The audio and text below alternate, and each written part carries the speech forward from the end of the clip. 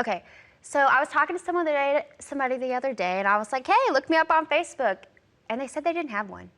There's somebody in the world without Facebook? Exactly, right? I mean, maybe they had their reasons. Some folks just don't like putting their private lives out there for everyone to see, unlike me. Yeah.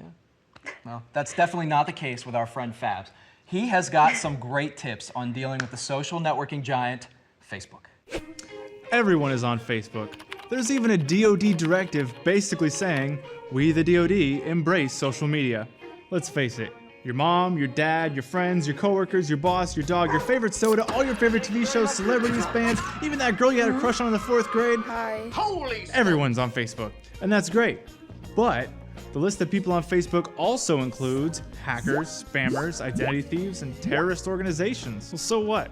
Hi. I'm not friends with any of those guys. Jerks. Well, if you haven't adjusted your privacy settings from Facebook's default, all your posts and personal information, including your phone number, that epic cheeseburger you ate, to that awkward high-angle photo you took of yourself in the bathroom mirror, what was that, could all be completely public. You're fired. Alarming?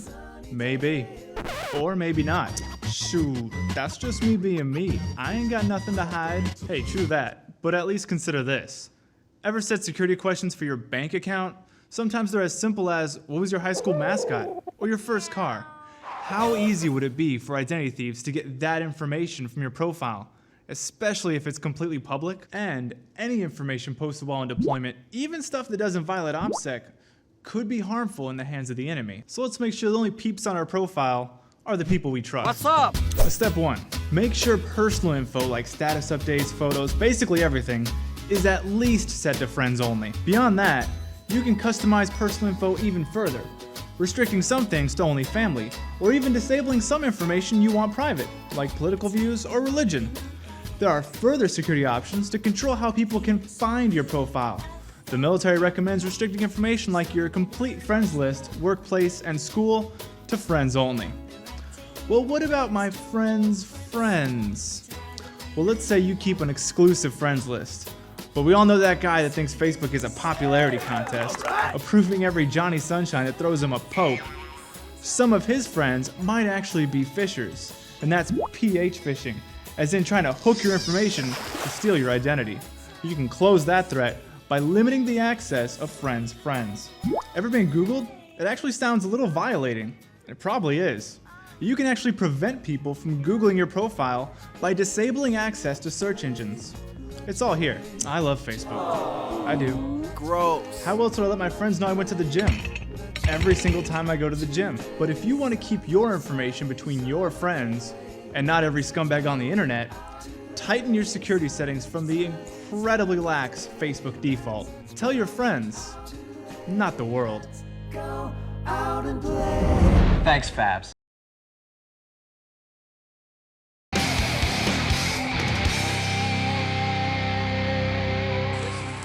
Petty Officer Elliot Fabrizio with the Pentagon Channel. We're here in Lackland Air Force Base for the 2011 Armed Forces Boxing Tournament. I have George Sylva, the Navy boxing coach here, and he's ready to take your questions. That's right. Send us all your questions, whether you want to know about the program, how to get involved, what it takes to be a Navy boxer. We're here all week and we'll answer your questions this week.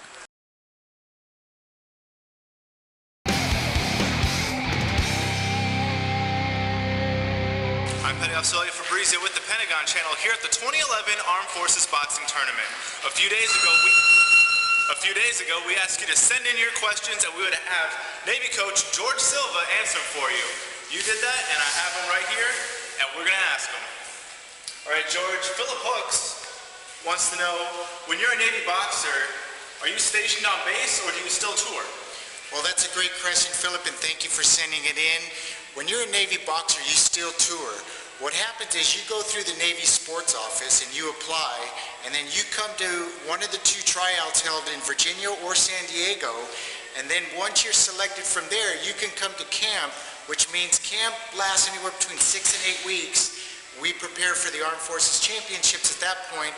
After that is done, sometimes we go on to the National Championships, sometimes we go on to the World Military Championships, and then you go back to your command.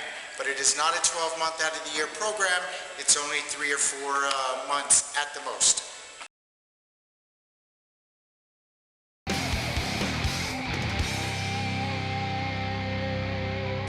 I'm MC2 Fabrizio with the Pentagon Channel. We're here at the finals of the 2011 Armed Forces Boxing Tournament.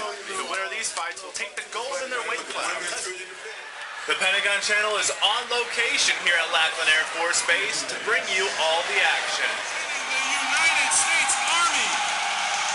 She's making her way to the ring. The first fight was a female fight, and Carrie Barry from the Army defeated Melissa Parker from the Marines 13-10. Back again.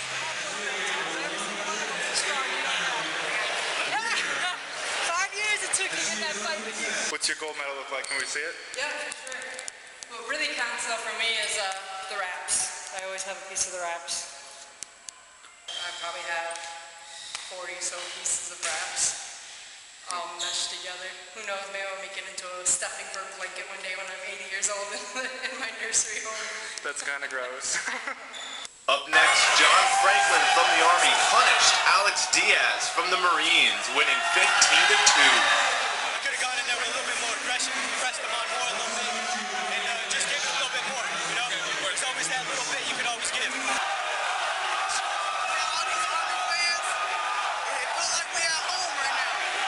Third fight, Abraham Lopez finally ended the Army's winning streak when he defeated Guy Jean-Baptiste from the Army. With fans outside, whenever I feel tired, they'll hoo-ha, give more respect to come to him. So I couldn't have done it without everybody's support. You broke the Army's winning streak. How does that feel? It feels great, you know. This is how it starts. We knew it was going to be a tough fight, but it feels great to start it off. Victory for the Marine Corps. In the fourth fight, Tommy Roque from the Marines had a strong lead going into the third round. But Ramirez from the Army made a killer comeback to win 17-14. We're good. We came from behind 6 points and we pulled it off. I got to cheer on my teammates, so I got to go. Jamel Herring landed another victory for the Marines when he defeated Dustin Lara 16-2. Environment was crazy, you know, it was mostly pro-Army, so for me to go in there and still dominate, you know, that shows my true skill and character. I can hold it under pressure, so. They don't qualify in that. I saw all your boys pick you up there. That was pretty cool. Oh, yeah, that was awesome. I really appreciate the camaraderie there. I didn't win. Who were those guys that picked you up? Were those guys your unit or just soldiers? Soldiers. Samuel Vasquez from the Army defeated Joel Bolden from the Marines in a ref-called fight. It's a great win. It really is. To get a stoppage in a fight is it's hard to do, but when it's done, it's a great feeling to have. Damaris Russell from the Marines beat down Hardrick from the Army 21-13.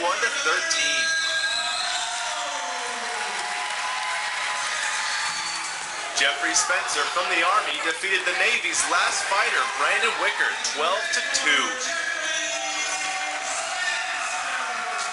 I'm still going to treasure my silver medal. I earned it. I worked hard in camp. You're going to see me as many times. I'm telling you, I was raised, if you get beat, you know, you always come back. No matter how many times they beat you, you always come back. That's just the way my heart is built, it's the way I'm built. The Army closed out the fight when Charles Blackwell defeated Kent Brinson from the Air Force 18-13. It's all about this goal right here. Army, black and gold. You read that, we don't get nothing else but gold. We don't get nothing else but gold. How you feeling? I know I feel good. I'm good. I feel like $1 billion gazillion bucks. How you feel? It was such thing in somebody's bank account. I'll be there. I got my team medal and my individual. Yeah, I just keep the team medal on because that's the most important one to me. Army took the team award. How do you feel about that, Coach? Oh, it's a great feeling. They gave me a retirement gift. You know, this is my last Armed Forces. I couldn't ask for a better. This place all on me boxing. I'm very proud of these soldiers. That concludes the 2011 Armed Forces Boxing Tournament. Remember, you can catch all the action on the Pentagon Channel in early spring and in high definition.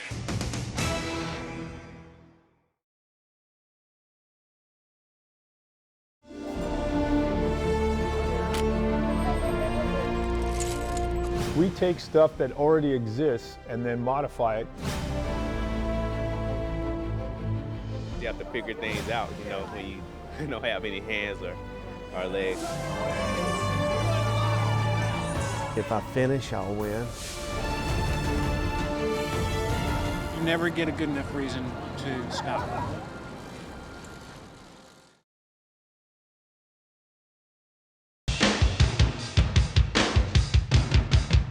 I'm Petty Officer Elliot Fabrizio on a very exciting command performance. We're here in the green room of the Merriweather Post Pavilion with the Black Eyed Peas. I wouldn't want to. I was actually on the Carrier when they were filming Transformers 2, and I met your husband. Have any songs come from that relationship? I can't say. Because he might be watching. I'd like to keep a little mystery there. You guys thought about maybe doing a USO tour for the troops overseas, seeing what's going on there? That would be great. You know, we haven't been able to schedule anything, but you know, I'm glad that the troops support the Black Eyed Peas. We support you guys, and we're hopefully one of these days we could get out and perform for you. Is there anything that you guys would like to say to the troops overseas who might be watching and might be Black Eyed Peas fans before we wrap this up? I want to say thank you. Thank you, thank you, thank you to the troops. You're our heroes. We love you. We are so blessed that you're out there protecting us, and we just want to say thank you so much. If you can, like, go on blackeyedpeas.com, follow us on Twitter, tab BEP, TABBEP. Stay in touch. We'll stay connected to you guys, and you know, we love you. Got nothing but love for everybody that's out there fighting for us. Please keep that thread going. Black Eyed Peas to do a tour for the troops.